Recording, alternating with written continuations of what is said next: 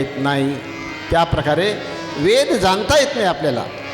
वेदामध्ये, शास्त्रामध्ये, पुराणामध्ये भांडणं नाही लावले. लक्षात घ्या, वेद बोलीला पूर्वपक्ष आणि मूर्ख तेथेची लावी लक्ष.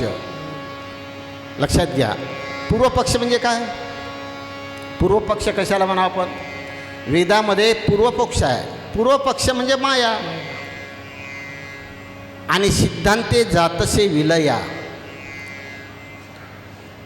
मग माया तिथे दिसेना, माया दिसेना तया, मग कैसी वस्तू. पूर्वपक्षाचा अर्थ आहे माया. आणि सिद्धांत कशाला म्हणावं? पूर्वपक्ष आणि सिद्धांत शास्त्रे बोलीला संकेत, याचा होय निश्चितार्थ गुरुमुखे. गुरुवाक्य म्हणजे काय आहे? गुरुच्या मुखातून जे निघते ते गुरुवाक्य. पण आपण अशी संकल्पना केली आहे की गुरु विश्वात व्यापक आहे. गुरुचे 3 प्रकार आहे. आम्ही नेहमी सांगतो, त्या दिवशी मी बोललो दुर्गडीला, आजही मी बोलत आहो. तुम्हाला मी जे सांगणार ते सगळ्यांनाच माहीत आहे. अभ्यासू लोक आहे तुम्ही, तुम्हाला काही माहीत नाही असं नाही आहे. परंतु तुम्हाला जे माहीत आहे त्यावर काही गाफिलीचा पडदा आला, तो पडदा फक्त मी अनावरण करून राहिलो. बऱ्याच ठिकाणी आले गुरुचे अर्थ: व्यक्तिवाचक गुरु, भाववाचक गुरु आणि चेतनवाचक गुरु. व्यक्तिवाचक गुरु कशाला म्हणावं? राष्ट्रसंत तुकडोजी महाराज की जय, व्यक्तिवाचक. राष्ट्रपिता महात्मा गांधी की जय, कबीर साहेब की जय, गोरा कुंभार की जय, गौतम बुद्ध की जय, हे व्यक्तिवाचक होय. अनंत महाराज, पांडुरंग महाराज, नानाजी महाराज, हे व्यक्तिवाचक होय. व्यक्तीवर श्रद्धा असली पाहिजे, व्यक्तिभाव असो, परंतु त्या व्यक्तिभावामध्ये ममत्व यायला नको. लक्षात घ्या एक गोष्ट, व्यक्तिभाव असावा, परंतु ज्यावेळेस ममत्व भाव येतो त्यावेळेस समत्व दृष्टिकोनांचा लय होतो. बोलणं समजत आहे का माझं? ज्यावेळेस माणसाच्या मनामध्ये एखाद्या वस्तू, प्राणी, पदार्थांचा मोह असेल तर तो मोह बिघाडे बोध. संतांनी दिलेल्या बोधाचा बिघाड होते मोह आला तर. लक्षात घ्या. तुम्हाला पुन्हा पार्ट टाईम एक साखी म्हणणार आहो. काम बिघाडे भक्ती, ज्ञान बिघाडे क्रोध, लोभ बिगाड़े वैराग्य को, और बोध बिगाड़े मोह बिगाड़े बोध. माहीत आहे तुम्हाला? सगळ्यांनाच माहीत आहे. भक्तीमध्ये कामना आली का भक्तीचा बिघाड झाला. ज्ञानामध्ये क्रोध आला की ज्ञानाचा बिघाड झाला. वैराग्यामध्ये लोभ आला की लोभाचा बिघाड, वैराग्याचा बिघाड झाला. आणि बोधामध्ये मोह आला की बोधाचा बिघाड. संतांचा बोध कळत नाही. कशामुळं? ममत्व भाव राहतो म्हणून.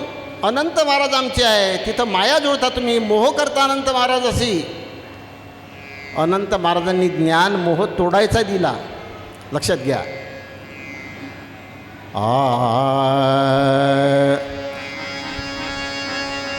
वासनेचा क्षय करावा ज्ञानाने, वासनेचा क्षय करावा ज्ञानाने, वासनेचा क्षय करावा ज्ञानाने, वासनेचा क्षय करावा ज्ञानाने, वासनेचा क्षय करावा ज्ञानाने, वासनेचा क्षय करावा ज्ञानाने. मोह विवेकाने तोडावा तो, तोडावा तो.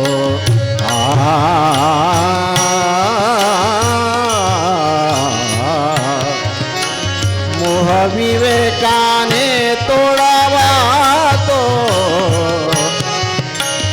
वासनेचा साक्षाय करावा ज्ञानाने वासने साक्षाय करावा ज्ञानाने वासने साक्षाय करावा.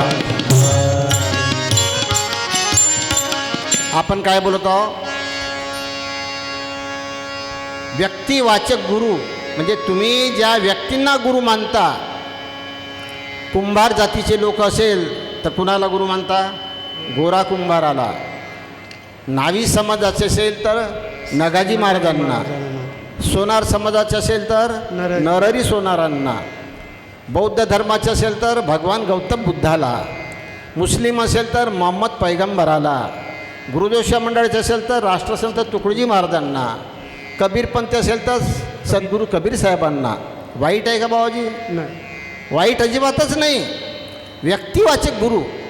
तुम्ही कोणाला गुरु मानता, कोणाला आदरणीय मानता, कोणाविषयी तुमच्या मनामध्ये आदर आहे, ही यत्किंचितही वाईट गोष्ट नाही. मी आज काय बोललो तुमच्यासमोर? माणसांच्या जीवनामध्ये जर तुम्ही स्वतःला परमार्थी धार्मिक मानून घेत असाल तर माणसाच्या जीवनामध्ये एक समावेशक सर्वसमावेशक बुद्धी आली पाहिजे, की जी बुद्धी सर्वाला सामावून घेणारी असली पाहिजे, समरस होणारी असली पाहिजे. एक महाराजांनी ओळी दिली आहे, धार्मिक तयासची म्हणावे, जो सत्य वाचून वागेल बरवे, आपुल्या स्वयंची स्वभावे, समरस होई सर्वासी. धार्मिक त्याला म्हटलं पाहिजे की ज्याला सत्तेची लालसा नाही, ज्याला संपत्तीची आशा नाही, जो नशेमध्ये गुंग नाही, असा जो मनुष्य आहे, सत्तेची संपत्तीची लालसा नसलेला जो मनुष्य आहे,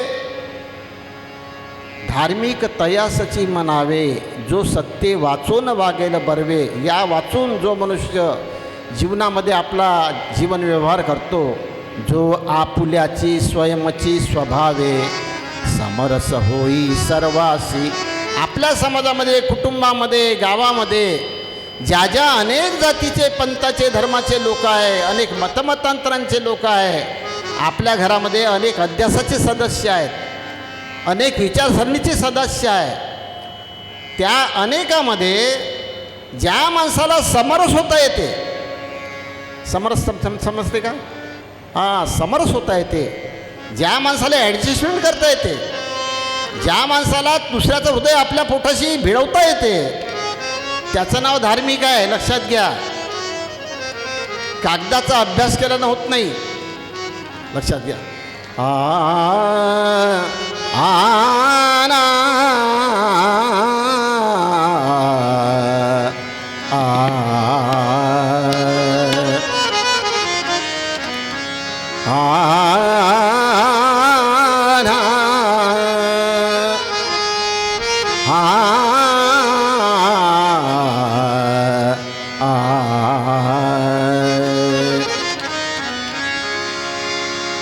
कर्मकांड वेद आहे त्रिगुणात्मक. कर्मकांड वेद आहे त्रिगुणात्मक. कर्मकांड वेद आहे त्रिगुणात्मक. कर्मकांड वेद आहे त्रिगुणात्मक. कर्मकांड वेद आहे त्रिगुणात्मक. कर्मकांड वेद आहे त्रिगुणात्मक. जाणावे निशंक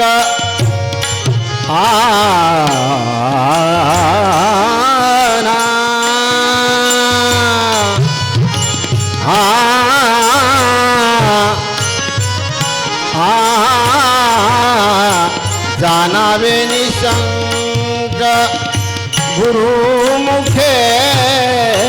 जाणावे निशंक गुरुमुखे. गुरुमुखे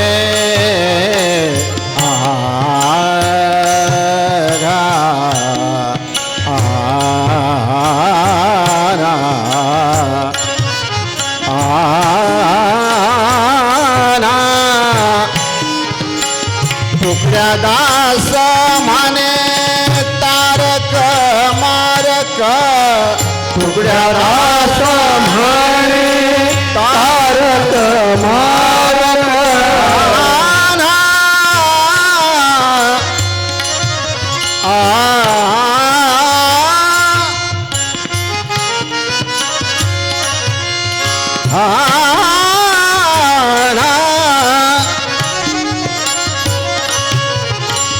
तुकड्या दास म्हणे तारक मारक आना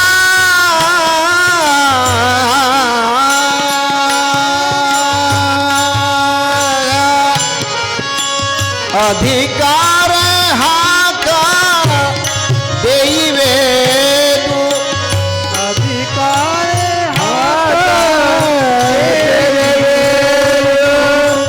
अधिकार हाक देई वेदू देई वेदू वेद कर्म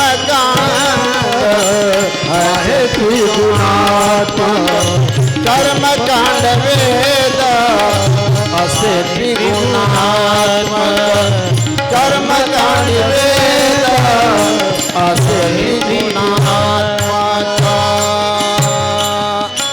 राष्ट्रसंत आपल्या गाथेमध्ये लिहितात वेद म्हणजे काय भानगड आहे. कर्मकांडी वेद असे त्रिगुणात्मक जाणावे निशंक गुरुमुखे गुरुमुखे तुकड्या दास म्हणे तारक मारक अधिकार हाक देई वेदू. कसा अर्थ आहे गर्भित पहा. कर्मकांडी वेद आहे त्रिगुणात्मक. प्रत्येक लिखाण ज्या वेदशास्त्र पुराण कर्मकांडी वेद आहे त्रिगुणात्मक. तुम्हाला माहीत आहे 4 वेद कोणते वेद आहे 4? सामवेद, यजुर्वेद, अथर्वर्ण वेद आणि ऋग्वेद. लक्षात घ्या. सामवेदाचं जे कथनांचे विचार आहे, सामवेदामध्ये दिलेले वचनं आहे, ते वचनं आपण वाचतो पण लक्षात नाही राहिले काय आहे. तर आपली पहिली सोबी आहे गुरुवाक्य तेची वेदाचे वचनं. गुरुच्या उपदेशाच्या वेगळ्या आहे का वचनं? वचनं कोणत्याही शास्त्रांचे ग्रंथांचे वेगळे नाही.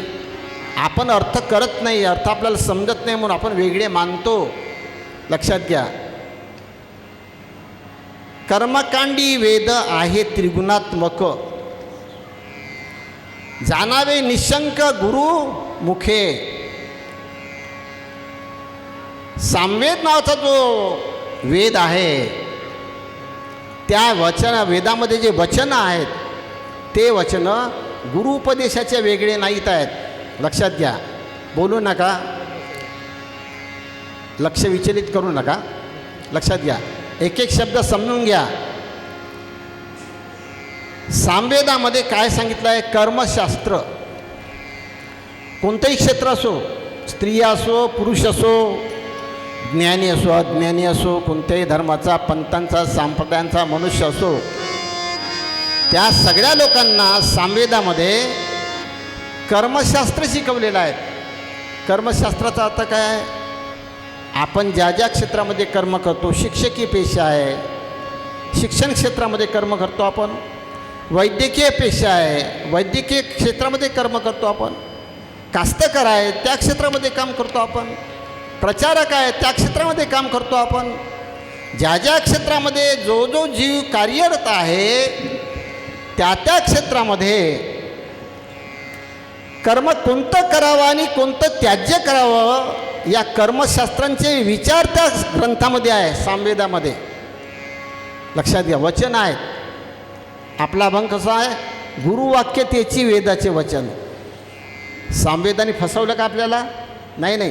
सामवेद स्पष्ट कर्मशास्त्र शिकवत आहे. आणि सामवेदाचा उपवेद कोणता आहे का लक्षात? उपवेद गांधर्व वेद.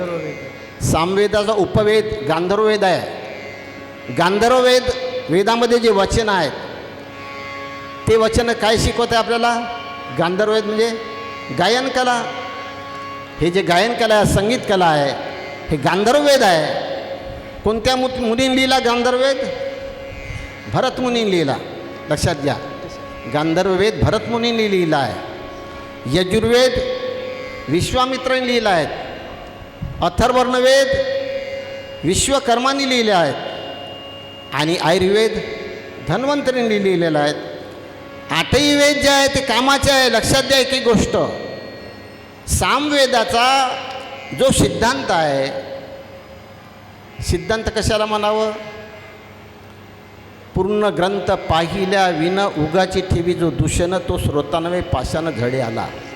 ग्रंथ पूर्ण पाहाला पाहिजे, पूर्ण ग्रंथांचा अर्थ केला पाहिजे आणि त्याच्यातून काही सिद्ध केलं पाहिजे. काल परवा मला एक जण म्हणे, बाबाजी म्हणे तुम्ही ज्ञानेश्वरचं, भागवताचं, दासबोधाचं, कबीराचं, राष्ट्रसंतांच्या, ग्रामगीतेचे अनेक पुरावे बऱ्याच ठिकाणी घेता, तुमच्या हे लक्षात कसं आलं? लक्षात येणं बिलकुल सोपं आहे. आपण काय करतो? फक्त जेवण करतो, जेवणाचा स्वाद घेत नाही आपण. म्हणून तुकारामाने म्हटलं आहे, खादल्याची गोडी देखील अशी नाही. म्हणजे खाणाऱ्याची गोडी पाहणाऱ्याला नाही येत. तो खाते त्यालाच फक्त कळते काय आहे ते. तुम्ही फक्त पाहाल, फक्त पाहत राहाल. त्या प्रकारे आपण फक्त वाचत आहोत, अभ्यास करत आहोत, पाठांतर करत आहोत, गोडी नाही घेऊन राहिलो. लक्षात घ्या, इंद्रियाची गोडी थकले बहुते, इंद्रियाची गोडी थकले बहुते, इंद्रियाची गोडी थकले बहुते, इंद्रियाची गोडी थकले बहुते, इंद्रियाची गोडी थकले बहुता, इंद्रियाची गोडी थकले बहुता. हरिता मागुते आवरे ना, धरिता मागुते आवरे ना, हरिता मागुते आवरे ना, इंद्रियाची गोडी थकले बहुते, इंद्रियाची गोडी थकले बहुते, इंद्रियाची गोडी थकले बहुते. इंद्रियांची गोडी ठकले बहुते, धरिता मागुते आवरे ना, इंद्रियांची गोडी ठकले बहु. आपलं नेमकं चुकती कुठं? एक ग्रंथ आपण हातात घेतला, गौतम बुद्धाचा धम्मपद नावाचा ग्रंथ हातात घेतला, कबीरांचा बीजज्ञ नावाचा ग्रंथ आपण हातात घेतला, राष्ट्रसंतांचा ग्रामगीता नावाचा ग्रंथ हातात घेतला, की हातात घेत असताना, वाचत असताना आपण काय करतो? समदर्शी भाव राहत नाही आपल्यामध्ये. समदर्शी भाव राहत नाही. समदर्शी समजते का तुम्हाला? समदर्शी, समदर्शीचा अर्थ काय? हां, समानता. आपल्या अंतर्गत समत्व दृष्टिकोन आला पाहिजे. माणसाच्या जीवन जगण्यामध्ये समत्व दृष्टिकोन काय येत नाही? त्याला बाधा आणणारा ममत्व नावाचा धर्म आहे. जेव्हा माणसाच्या अंतर्गत ममत्व राहते तिथपर्यंत समत्व येऊ शकत नाही. लक्षात घ्या, ममता संपली का ममता आलीच. फूल पडलं का फळ आलंच. त्या फुलाच्या मागच फळ आहे. फळ धुंडाचं काही कारण नाही. फक्त फूल जे आहे ते फूल बरोबर उगवलं पाहिजे, परिपक्व झालं पाहिजे. उगवल्यानंतर फूल परिपक्व झालं की त्याच्या मागच फळ आहे. लक्षात घ्या, ममता संपली का समता आली. आपण एखाद्या पंथावर, संप्रदायावर, जातीवर, धर्मावर, कुटुंबावर ममता करत आहोत. समता कुठे आहे राजो? आणि संतांची व्याख्या समता काही ज्ञान. संतांची काही व्याख्या काय? विषय त्याग वैराग्य है, समता कहिए ज्ञान, सुखदायी सब जीव सो यही भक्ती परमान. भक्ती कशाला म्हणावं? सगळ्या जीवांच्या अंतःकरणामध्ये जो दुःखाचा किंवा सुखाचा भाव आहे त्याच्यामध्ये मिळून जाणं. सुखदायी सब जीव सो यही भक्ती परमान. समत्व दृष्टिकोन घेऊन जगणं याचं नाव ज्ञान आहे. जेव्हा आपल्या अंतकरणामध्ये विषमत्व भाव राहते, ममत्व भाव राहते, त्यावेळेस आपण एखाद्या पंथावर एखाद्या व्यक्तीवर ममता करतो, मोह करतो. मग मोह बिघडे बोध. मोह आला का बोध बिघडते. तुम्ही सगळे प्रापंचिक लोक आहात, कौटुंबिक लोक आहात. तुम्हीच पहा ना, तुमचा मुलगा एखाद्या मुलामध्ये खेळायला गेला. आजचं कीर्तन माझं गोष्टी सांगण्याला एक आहे, कारण मला समजून द्यायचं आहे. मी काय मोठा कीर्तनकार आहो, गुरु आहो असा भाव माझ्या अंतर्गत नाहीच आहो. पण एक एक गोष्ट समजून द्या बा, मग मी बोलून राहिलो. आज तुम्ही कौटुंबिक लोक आहे. तुमचा मुलगा समजा एखाद्या मुलामध्ये गेला आणि त्यांचं भांडण झालं, सगळ्यांना अनुभव आहे. आणि समजा तुमच्या मुलाला त्या मुलाने 2 थापडा मारल्या, तर तुमचा जीव कोणीकडून फिरते? इथं तुम्ही चूक बरोबर पाहता का? माझ्या पोराचं चुकलं असेल म्हणून पाहता का? कारण ममत्व भाव राहते, मोह राहते. मग तिथं राहते आपलं ते मापलं लोकाची दीड पाहिली. आपण दोष पाहत नाही, चूक पाहत नाही आणि आपल्या पोराचा भाव घेऊन घेतो. त्या प्रकारे आपली गती आहे बाबाजी. आपण मतामध्ये, पंथामध्ये, संप्रदायामध्ये, जातीमध्ये, धर्मामध्ये, सेवेमध्ये, संघटनेमध्ये वाटले गेलो, चिपकलो त्याला.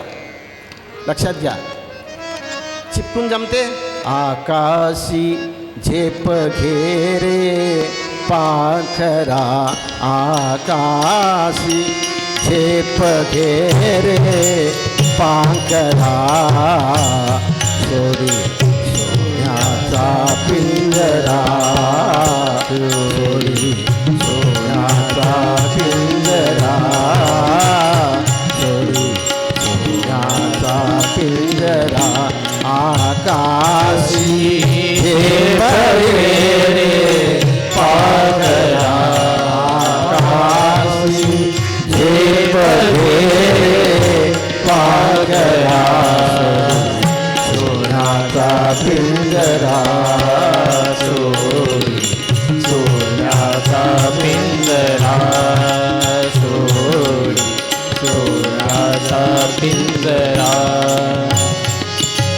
भवती वैभव माया, तुझ भवती वैभव माया, फळ रसाळ मिळते खाया, सुख लोलुप झाली काया, सुख लोलुप झाली काया.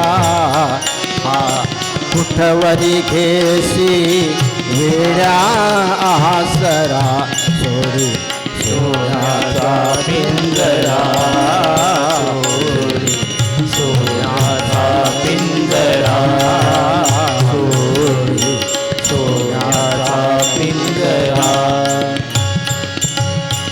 गाणं सगळ्यांनी ऐकलं, अर्थबोध कळला का? आकाशी झेप घेरे पाखरा. चिपकू नको. कुटुंबामध्ये, सदस्यामध्ये, पंथामध्ये, जातीमध्ये, धर्मामध्ये, ग्रंथामध्ये चिपकू नको. चिपकते त्याला काय म्हणावं? मातीचा पेंड. आणि उडते त्याला काय म्हणावं? चेंडू, बॉल. चेंडू.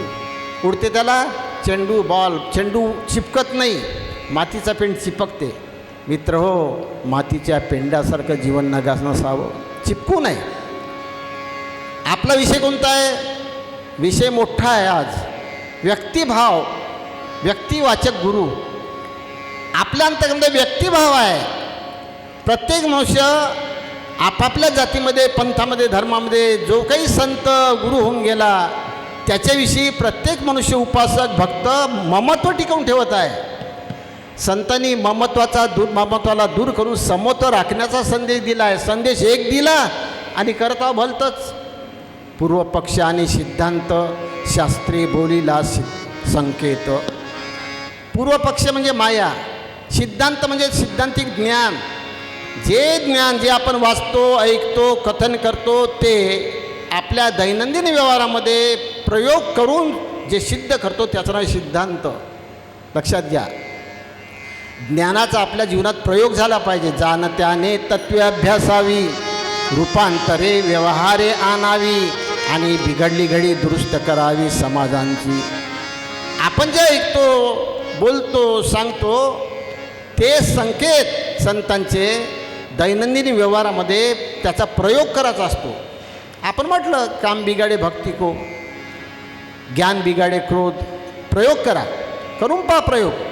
लोभ बिगाडे वैराग्य को, लोभी होऊन पहा, वैराग्य कसंच येत नाही. लक्ष द्या. ज्ञान म्हणजे नोहे ज्ञान म्हणजे नोहे शब्दाची बडबड. ज्ञान म्हणजे नोहे शब्दाची बडबड. ज्ञान म्हणजे नोहे शब्दाची. ज्ञान म्हणजे नोहे शब्दाची बडबड. ज्ञान म्हणजे नोहे शब्दाची बडबड. ज्ञान म्हणजे नोहे शब्दाची बडबड. अनुभवा वाचोनी अनुभवा वाचोनी न जाई धडपड. अनुभवा वाचोनी न जाई धडपड. अनुभवा वाचोनी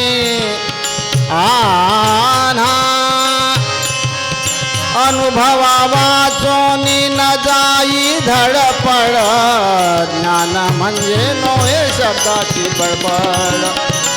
ज्ञान म्हणजे नोहे शब्दाची बडबड. ज्ञान म्हणजे नोहे शब्दाची बडबड. अनुभवा वाचोनी न जाई धडपड. ज्ञान म्हणजे नोहे शब्दांची बडबड. ज्ञान म्हणजे काय असतं आहे? हे जे ज्ञान प्रस्थापित करण्याचं आमच्या साधू संतांनी सांगितलं, ते ज्ञान समत्व दृष्टी आणण्यासाठी ममत्व दृष्टीचा त्याग करायला सांगितलं. म्हणून व्यक्तिभाव जो आहे, त्या व्यक्तिभावामध्ये ममत्व भाव आला की तेच झालं जीवाला बंधन. व्यक्तिवाचक गुरु. एखाद्या व्यक्तीवर श्रद्धा ठेवा, श्रद्धा ठेवच का असं नाही, परंतु श्रद्धा ठेवताना ममत्व भाव येऊ देऊ नका, व्यक्तिभाव ठेवा. दुसरं नाव आहे भाववाचक गुरु. अमुक आमचे अनंत महाराज आमचे गुरु आहेत, तुम्ही लोकांना कथन सांगता अनंत महाराज आमचे गुरु आहेत, व्यक्तिवाचक गुरु झाला, लक्षात घ्या. परंतु अनंत महाराज अशी तुमच्या मनामध्ये ममत्वभाव असेल, मोह असेल, तर तुम्ही अनंत महाराजांच्या ज्ञानांच्या सिद्धांताचा प्रचार करू शकत नाही. लक्षात घ्या. कशाचा कराल? अनंत महाराजांचा प्रचार कराल. अनंत महाराज आमचे खूप चांगले आहे, खूप ज्ञानी आहेत, खूपच चांगले आहे. प्रचार का आकर्षकता आणाल, चमत्कार दाखवाल, पण तू प्रचार नाही करू शकत. प्रचारासाठी समत्वभाव आला पाहिजे. व्यक्तिवाचक गुरु. दुसरा आहे भाववाचक गुरु.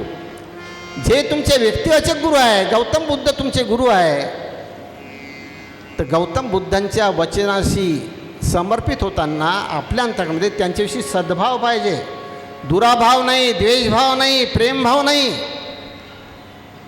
आपल्या गुरुविषयी आपल्या समर्पित होणाऱ्या जी काही आपली इष्टदेवता आहे, त्या इष्टदेवतेशी तन्मन धनाने समर्पित व्हायची बाजू असली पाहिजे. सद्भाव. सद्भाव धरावा अंतरी, देव नाही तया धुरी. म्हणून दृष्टी अशी व्हायला पाहिजे की आकाशी झेप घेरे पाखरा, सोडी सोन्याचा. आपलं मन आकाशात फिरलं पाहिजे. घार हिंडते आकाशी आणि तिचे लक्ष पिलापाशी. पिलापाशी. लक्षात घ्या. घार हिंडते पण तिचं लक्ष राहते पिलाकडे. त्या प्रकारे मित्र हो, ममत्व दृष्टिकोन दूर करा. आणि व्यक्तिवाचक जो गुरु आहे, एखाद्या व्यक्तीवर तुमची श्रद्धा आहे, त्या श्रद्धेविषयी सद्भाव तयार करा. द्वेषभाव दुराभाव करू नका. आपल्या समाजामध्ये, कुटुंबामध्ये जीवन जगत असताना आपल्या अंतकरणामध्ये द्वेषभाव आणि दुराभाव आहे. पत्नीचा पतीशी दुराभाव आहे, पतीचा पत्नीशी दुराभाव आहे, भावाचा भावाशी दुराभाव आहे, भावाचा बहिणीशी दुराभाव आहे, शेजाऱ्याच्या शेजाऱ्याशी दुराभाव आहे. हे जीवन जगत असताना दुराभावाचं वर्तन जर आपल्या अंतकरणामध्ये असेल, तर मित्र हो, आपण संतांच्या ज्ञानाचा प्रचार करू शकत नाही. लक्षात घ्या. कारण जरी वेदशास्त्र संपन्न झाला, परी त्यावरी पोट भरू लागला, तरी तो उद्यमी थोर झाला, थित्या मुकला स्वहितासी. संत काय म्हणतात? वेदशास्त्र संपन्न